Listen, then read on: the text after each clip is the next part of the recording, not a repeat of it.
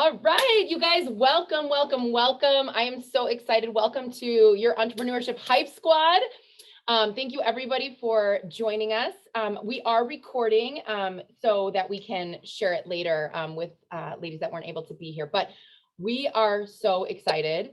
Analia, myself, Roxanne, and Janay are hosting this first episode, and this is really birthed out of an idea that we all are entrepreneurs in various ways and have like really connected over being for each other and embracing abundance over scarcity, right? Just because somebody else is successful does not mean you cannot be as well. And we actually want to like offer hype and encouragement and challenge, and not just empty hype, but real encouragement, wisdom sharing, and forness. So I am so excited. So this first episode, we are going to be talking a little bit about, so I'm going to share just 5 minutes, and then Janay is going to share. You guys should be so excited to hear from Janay.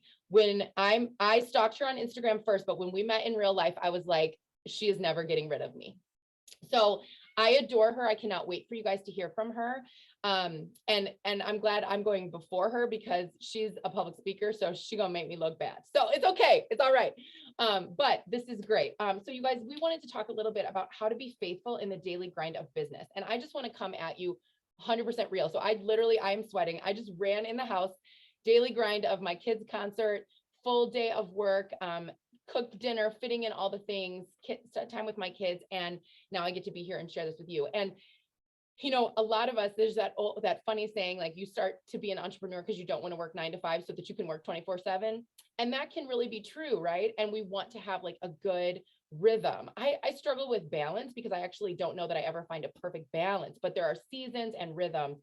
And like for me, I thought I wanted to share a little bit about how I find creativity, especially when work can be repetitive. Like, how do you show up in the daily grind of things that you need to do? Because I became a photographer. My business is How It Images, and I launched that business because I loved photography. Turns out when you become a photographer and start your own business, there's a whole lot more stuff that you got to do that is not involved at all in creatively photographing and interacting with people, right? There's so much behind the scenes, as everybody who's an entrepreneur knows.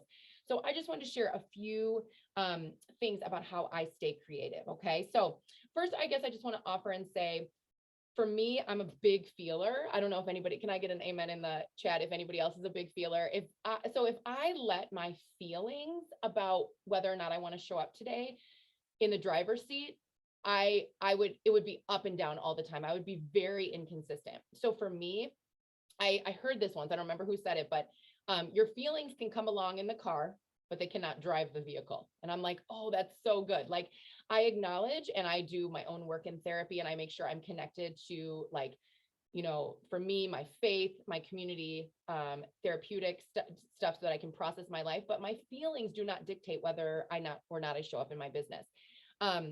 And so for me, this is really remembering also why I started. I go back to that kind of my origin story often, and I retell it. I explain it to people, and I tell myself it often so that I remember why I love working for myself so much, so that on the hard days, because there are lots of hard days, I can stay connected to that.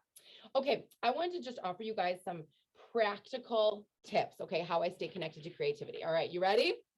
All right, one, I try to do the things I hate most first when I'm fresh. So if I know that I have to, like, the bane of my existence is entering my miles for sessions and entering, you know, like making sure my numbers are right for contracts and all that stuff. I can't stand it. I would much rather be interacting with clients, editing. So I do that stuff when I'm fresh. And then I feel so good when I just cross that off and it's done. It's on my done list, right? And I feel good about it. And then it helps free up the time that I am more dragging, a little bit tired, to do the stuff that really gives me life, because I've done that other stuff when I was really fresh. The other thing that I do is I've really tried to do this more and more as I've grown as an entrepreneur. Let my yes be yes and my no be no. When I say no, I mean it. And when I say yes, I mean it. So I no longer, at the beginning of my business, I would kind of say yes to everything because I was just trying to maybe get some exposure and some client work and some basis. So it depends on where you are in your business. But I think as soon as you know what is really bringing you life and income, right? you need to start saying yes to that more often. And then you also need to start sharing that, because what you share publicly on your website or on social media, for me as a photographer, there's a lot of sessions that I have photographed that you'll never see on my website. Why? I'm grateful I got to do them, but I don't want to continue doing sessions like that, so I don't share them. And so that way, when I am sharing things, I am then booking those things.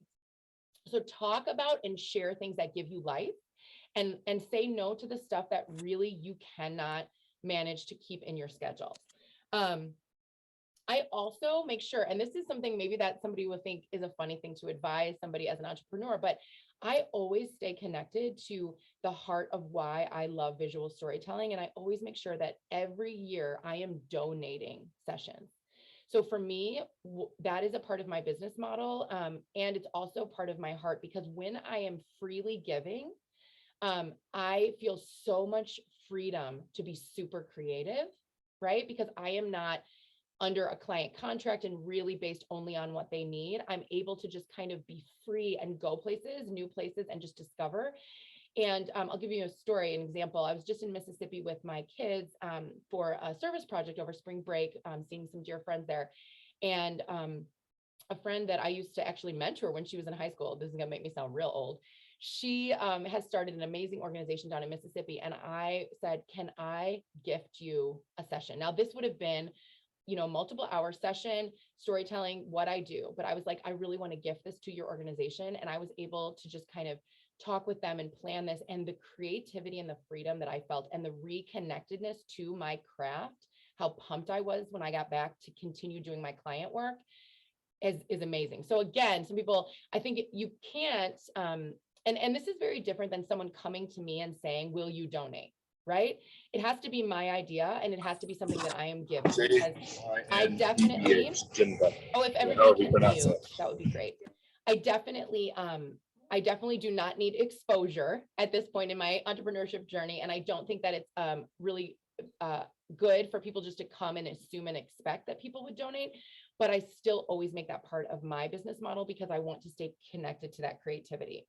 I also always allow room to edit my own life and edit my work and edit what I'm doing. So I can change directions. I give myself the freedom to not have everything figured out. And one of the things I do also is really heavily lean into community with like-minded people. So I have a good friend who's a photographer that we have traded headshots before, so that we meet, we encourage one another. And she's technically, quote unquote, my competition, right? But that is all in how you look at that, what you believe about that. I believe we are differently gifted, and I can learn from her always. So I make sure that like once a year, once every a year and a half, I trade with another photographer just to see how do they work? What can I learn from them, right? And I always make sure that I am connected to community. And then my last tip is for me, creativity wise, I love that both of my businesses actually ebb and flow in different seasons.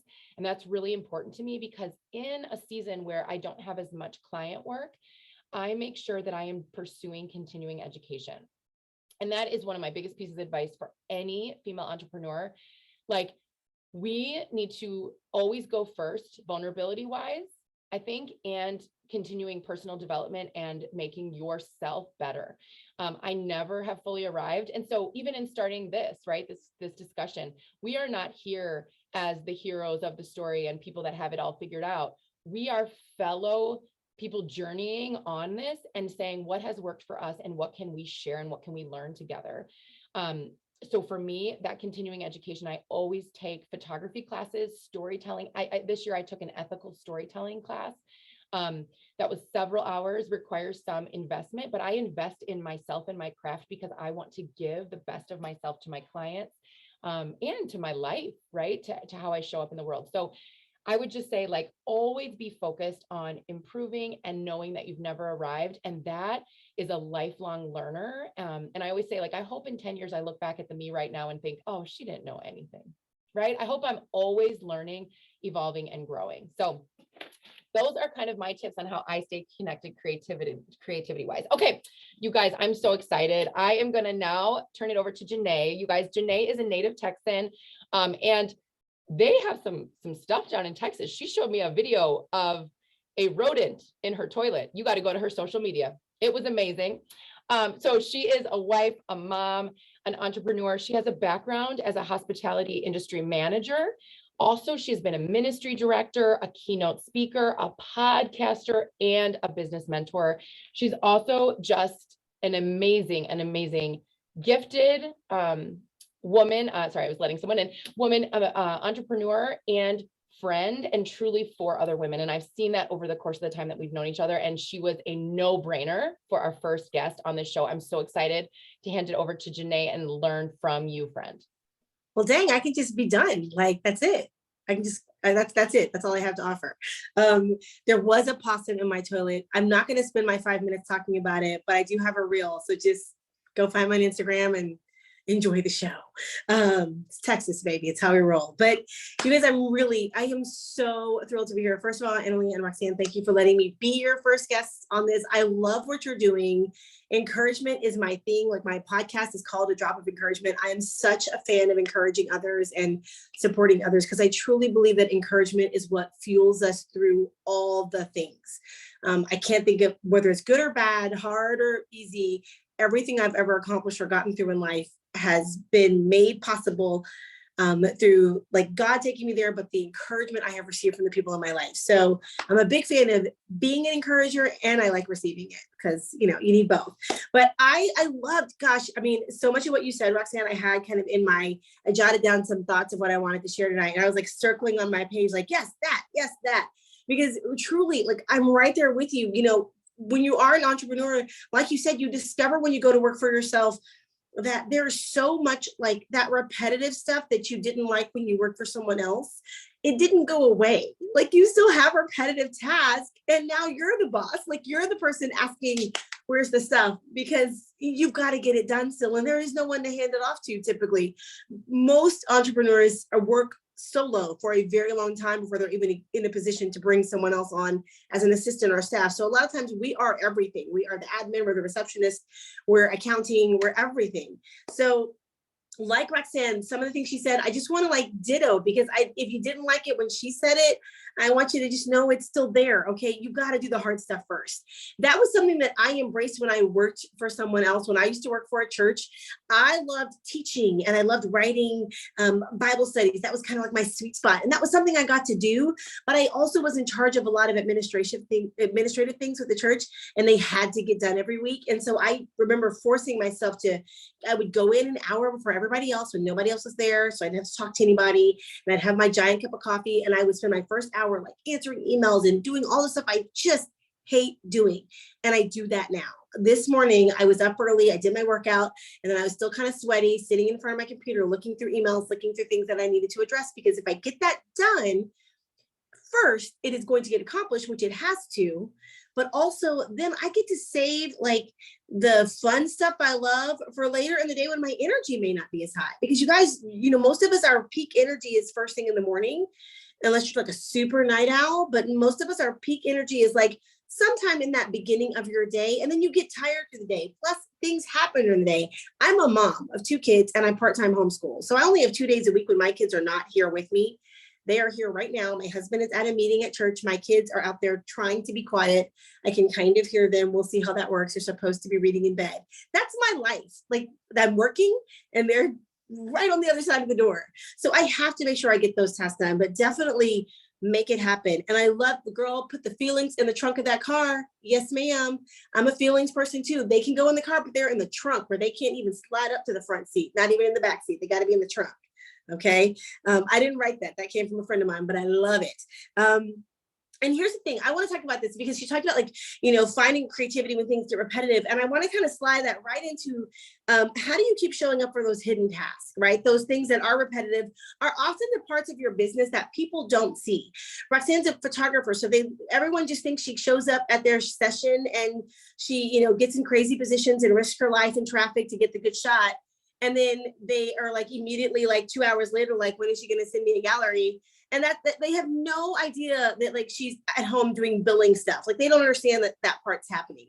And one of the things I realized early on when I became a speaker, left a church business and became an entrepreneur on my own as a speaker. And one of the first things I realized was I was getting very frustrated with some of the hidden tasks that came behind preparing to speak and going to events. And what I realized was I wasn't factoring them into my value when I was giving like my cost to a client. I was factoring in what I did when I showed up.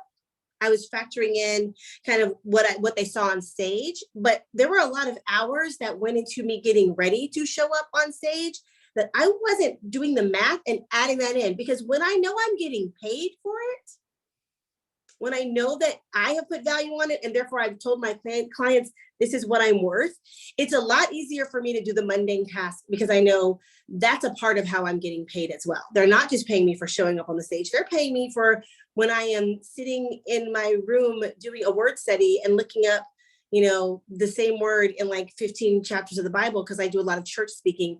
Like that's a lot of like just sort of the nitty gritty. That's not the best part for me of like standing up on stage and giving the actual message. So put value on the hidden task. Make sure that that's a part of your price package for whatever you do. If you create something, put value in like the time that you have to sort through the fabric. Put whatever you do. My husband does leather crafting, and sometimes he's just sitting here sanding a piece of leather, and I'm like, oh my gosh, that's the part that would make me crazy. But if he puts value on that sanding, not just on the cost of the leather, then it's good. He can make that happen. So make sure you're getting paid for what you're doing, and that'll help you with the hidden tasks. Get them done first.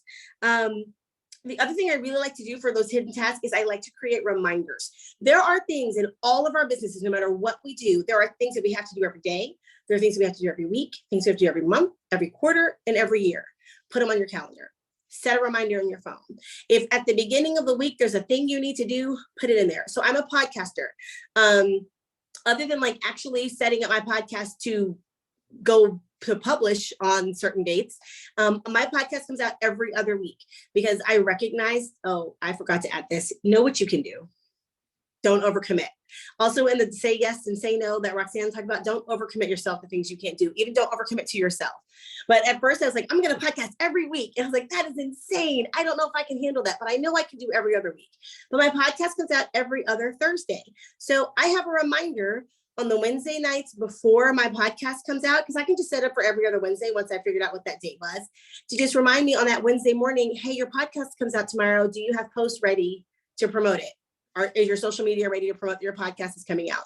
And then do you have posts ready for Thursday, ready to go? And then on the off weeks, I have a reminder that says, hey, this is your off week from your podcast. This is a great time to remind people to go back and catch last week's episode or throw out a little extra clip. So I have those reminders set up. I also do a network marketing business. I have clients. So I have like a reminder each month to look up everybody's birthday so I can send little birthday notes and that kind of thing. But create reminders for yourself. Don't like, if you have to be all the roles, you have to make sure that you're setting yourself up for success in all of those roles. And then here's the other thing I want to say about hidden tasks, and it kind of transitions into another topic, but they're really closely connected to me. And that's staying connected to your priorities. Okay. The hidden tasks are one of the have-tos to get you where you're trying to go. The hidden tasks are a part of how you build your business. They're a part of how you're successful. They're going to get you where you're trying to go. And that means you have to keep your priorities right so that you can make all the things happen. You guys, the way I stay connected to my priorities, I am incredibly visual. I need to see stuff to remember what's going on. So on my laptop, I have a little Post-it note that sits in the bottom left corner, and it has my 5 things that I want to remember that I'm doing. And it said, glorify God, love and take care of my family, serve others, do something for the community, and, encourage other women. That's on my little Post-it note. It's kind of crinkly and old looking, and I think there might be a piece of tape on it because the Post-it glue is gone, but it lives right there. So when I open that laptop, it's there and I see it. I'm like, oh, yep, I need to make sure that this is why I do what I do. Those are my priorities. And then knowing that those are my priorities, I need to make sure my calendar and my life look like what I say I are my priorities. So like my family is a big one for me. Like I do this business stuff mostly to serve my family. Like that's the primary thing. I want income for my family. I want us to have family time and opportunities. So that means my schedule has to reflect that. That's another reason why you can't overcommit. That's another reason why you have to learn how to say no to things. Because if you're overcommitted, what's the point of making all the money in the world or having all the success in the world and you don't have time for the people you love? Like we're not working for money. We're working for our families. I mean, that's what I'm working for. And I think it's probably what most people on this call and most people would say they're working for, but not everybody actually does that. And when you work for yourself, it is so easy to get sucked down into the vortex of like, I just need to do more and push and push. And I'm so close to this, that, and the other, and forget, oh, this is not why I'm doing this. So keep those priorities in front of you. My desk sits, I'm sitting at my husband's desk because he has the less messy background. Just keeping it real for y'all. That's my little homeschooling shelf down there. That's the colors. But my desk has a big mirror above it. And I have like, it's ridiculous. The number of like notes that are on that mirror, things like I have all my yearly goals are up there and my, little cheerleading thing for myself and the, hey, don't ever do this again note. All those things are on that mirror. And I keep them there so that I can look up. And I don't even look at them all every day. Like I'm not like, let's be real. But on the right moment, I can tell you, I look up and go, oh, okay. I needed that note. I needed that reset. So if you need it, visually do it. Maybe you're digital, put it on your screensaver, put it in your planner. If you're a paper planner nerd like me, but make sure that what you said matters is always in front of you. And the last thing I'm going to say about that is tell somebody. Tell somebody that you're close to, that you talk to regularly, what matters to you. Tell them what you're working for, tell them what your goals are, tell them what your purpose is, so that when someone who will tell you the truth, I'm an Enneagram 8, so you may not want one like me because I'm gonna really tell you, but like someone who's gonna tell you the truth, like, hey girl, you said your family was a priority, but I've noticed that you've like missed the last 3 family things with your kids so you could work. Is that where you want to be? For me, telling my husband was something I realized I had to do. And at first that was kind of a weird, like, this is my business. It's kind of my thing. And you're over there doing your thing. And I'll let you know if I need something from you. But I realized when I collaborated with him, when I was like, babe, I want to do this, but I want to do this well. And I want us to be the priority. And I stopped working full-time at a church and went into speaking so that I could build a ministry around my family. That was the whole purpose. And then for a minute, I lost it. I didn't want to talk to him about it. And he was the family. I didn't even have kids yet then. He was the family. And I was like, but you stay over there. But when I started sharing with him and talking with him, and like we do our annual goals, like this year we went for a walk on New Year's Day with the kids, and the kids were running and doing I don't know what. And it was cold, very, very cold, which we're not good at in Texas. But on that walk, I just started sharing my goals that I'd worked through. And like, hey, help me keep this in front of me. And like recently he was like, hey babe, have you read your business book you said you're going to read once a quarter? And I was like, I haven't finished it. But I needed that. So tell somebody, collaborate with somebody, get that person in your corner. Okay, Analia, I know you got good stuff. And I'm just going to toss that ball to you. You pick it up, girl. I'm grabbing it. I am That was so so good. That was so good. It was so good. And I feel like I was taking notes on my notes because I'm excited about the stuff. So you guys, my name is Analia Hart, and I am kind of the co-host here with Roxanne for your Entrepreneur Hype Squad. I am just so for in all parts of my life, like building real community. And there's no way that does not also lead into business. I feel like if I want that in all of my life, I want that here too. And I'm going to actually talk about that a little bit later about why I want that so much. But so we called our first episode, How to Be Faithful in Daily Grind in Business and Life, because we feel like this is a really common kind of like catch that people stumble on. Like, what is it? Like, how do I make it all balance? And my answer is you don't first. But let's say I'm a mom of 5 kids. I homeschool them full time. My oldest is 17 and my littlest is 4. So I'm doing all the seasons. And I have a couple small businesses that I have built on my own that I work while I work while homeschooling. So all that to say, I am a life hack junkie. And so if there's an easy button for something, like I want it, like show me where it is so that I can press it. And every time I find a life hack, I'm going to instill that somehow into my life. And I want other people to know about that in case it helps them too. So I thought of 3 life hacks that come to the idea that like feed in to being faithful. And it's so neat how many of those were similar to what we've already heard. So I'm just going to kind of like sum it all up as I close out. So here are my 3 statements of it's easier to be faithful when, all right? Point 1, it's easier to be faithful when you connect your work to a life vision. You have to stay connected to your priorities. this is invaluable because you might not feel passionate about your actual business all the time, or your generic, job description, or the products that you're selling, or the services that you're providing. And that's okay, because often they aren't like our lifeblood, but all of them can be connected to that greater purpose. Tapping into that purpose is what is going to keep things going. It's necessary when you are weary. We're all gonna be tired. We're all gonna be tired. And when you're tired, you're gonna be like, I don't need to sell that. I don't need to make that. And you are gonna want to quit. And so tapping into knowing how it connects to your greater purpose is going to change the game for you. I do think you need to love what you do, though. And I say that when I say you don't need to be passionate, I still do think you need to love what you do and find a way to love it, or build a business around something you love, right? Okay. I thought this was so cool when you were just talking about telling people. So you can have that all great. You can stay connected to your priorities. You can have your all little pretty vision statement, mission statement, whatever you want to call it. But if you don't tell anybody and stay accountable to people, how easy is it to get caught up into like the daily grind? So this is why we're built for community. And this is why we want a hype squad, because we want somebody who's going to tell us the truth, keep it 100 with us, right? All right. So that was my first point. My second point, it is easier to be faithful when you know your work. This sounds real basic, but this is really important. And I think it comes in two parts. One, you need to know what you need to do, like what your actual tasks are.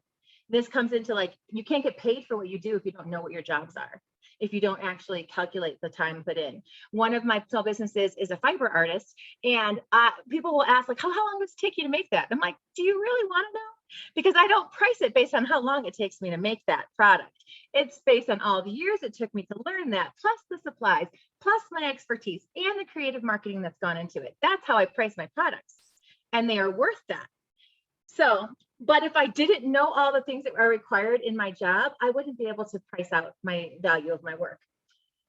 I think also by keeping a record of what you need to do, a key way I do this in my business mentorship position with my other small business is I have workflow. I have a daily workflow, a weekly workflow, and a monthly workflow set up. That way, I don't have to make decisions when I'm tired. You might hear me talk about being tired a lot. Did I mention I have 5 kids? So I am all about avoiding decision fatigue. So if there's something that's good, that's a big time my easy button. If something can help me avoid decision fatigue, it is for me. And so having workflow, that is just listing out the tasks that are required for my job. I have lists. I know what it's required of me on a weekly and monthly basis. Those are my big ones. I do some daily ones, but you're going to hear a different tip for my daily job. So you need to keep a record of what you need to do, but you also need to keep a record of what you actually do. Not only will this help you audit if your time is going to the right place, but this will help you just give greater value to those small things. So here is one of the things that people are always like, oh, that's cool. I keep a done list every single day of my life, and I have for almost 10 years probably.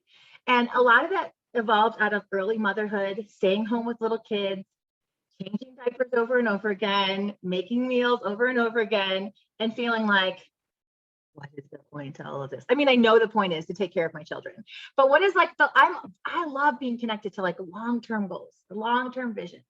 And it was hard for me to see that. So I kept done lists because I just needed to see every day that I could maybe not make a huge to-do list. Maybe I wasn't going to get to a bunch of things, but every time I chose the next right thing, I could add it to my done list. I've also heard some people in the business world call this a to-do list, list. And I love that term, but to me, it's just a done list. And you'll find in my notes in my phone, just repeated done lists over and over again. And they have been so helpful for me. It's like it's like writing something off so you can write it down so you can cross it off. It's the same idea. But what also keeps me from, since I know, but I can do that because I'm connected to my workflow. And I know what's also required of me for my job. If I didn't have this is what I need to do, then I couldn't keep a done list.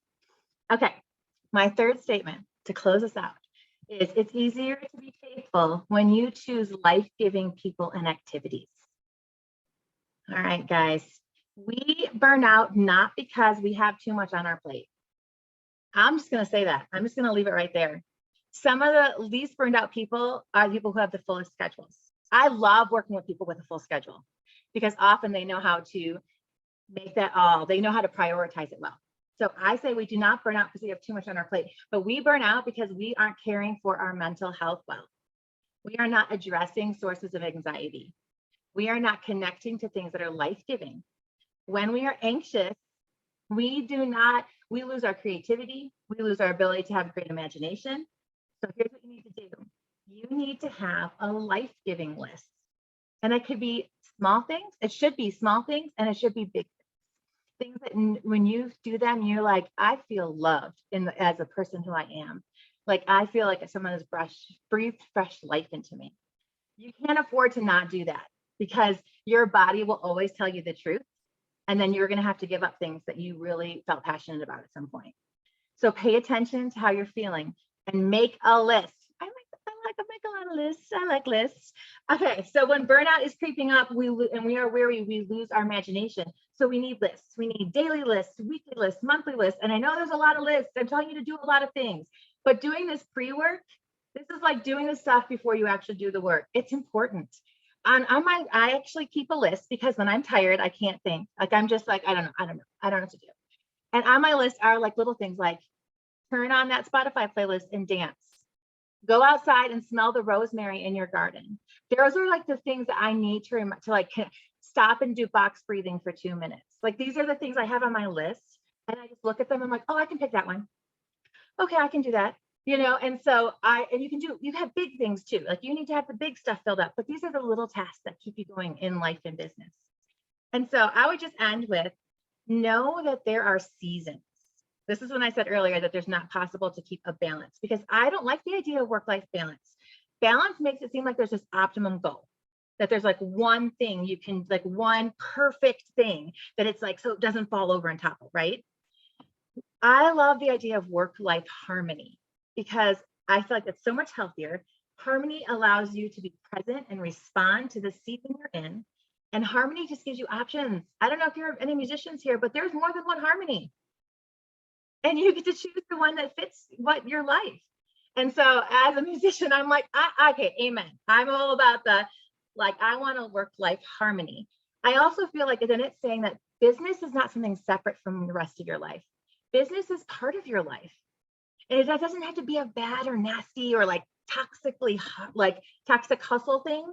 It means that you are prioritizing things that are life-giving to you. Work is life-giving to me. I've been working since I was 13 years old. I worked for an entrepreneur when I was 13 years old. I used to go help him fax things in his house with his son. And you know how great that was? Because I saw him working his life and business together. But you can build your business in a way that is harmonious with your life. And there doesn't have to be a perfect way to do that. We always, a part of our business team says done is better than perfect. And I'd say just like putting yourself out there and being willing to try things out. And so for my fellow easy buttoners, I hope that was helpful. I love that so much. And I think it's so crazy. The three of us did not talk about what we were going to share specific, Nope. But all three of us talked about balance is not a thing. I spent years of early motherhood knowing that I wanted so much to work and feeling like I could never find the balance and therefore I was a failure. And I feel so free now. And I'm just so grateful. We didn't even talk about it, but this idea of rhythm and harmony in work instead of just this elusive balance. Okay, we are going to formally end. So you guys, I'm just excited about this. I just wanted to make one statement as we end.